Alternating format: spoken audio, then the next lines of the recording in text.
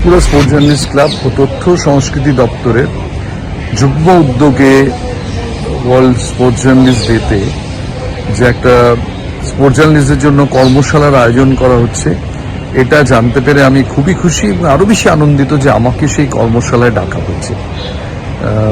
এমনিতে ত্রিপুরা আসার জন্যে, আগরতলা আসার জন্য আমায় সরজু চক্রবর্তী, যিনি এই ত্রিপুরা স্পোর্টস জার্নালিস্ট ক্লাবের একজন খুবই বহু বছর ধরে একজন কর্মকর্তা, এবং তিনি আমায় বারবার বলেছিলেন, বাট সামহাও আশা হয়ে ওঠেনি।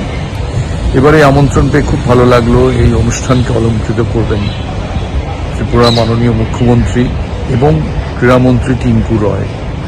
আমার মনে হয় অনুষ্ঠান আরও বেশি ওদের উপস্থিতিতে আরও বেশি সম্মানিত হবে এবং আরও তাৎপর্যপূর্ণ হবে। এই বিশেষ দিনে যে আমাকে ডাকা হয়েছে তার জন্য আমার আবার বলছি যে খুবই আনন্দিত লাগছে। বহুবার এর আগে আসবো করে আসা হয়নি। এবার এত সব সাংবাদিকের সঙ্গে দেখা হবে, মত বিনিময় হবে। আমাকে চিঠিতে লেখা হয়েছে রিসোর্স পার্সন হিসেবে।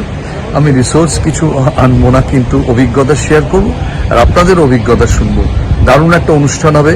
আর মাত্র কয়েক ঘন্টা দূরে, আমার কিন্তু তর্স হয়েছে না।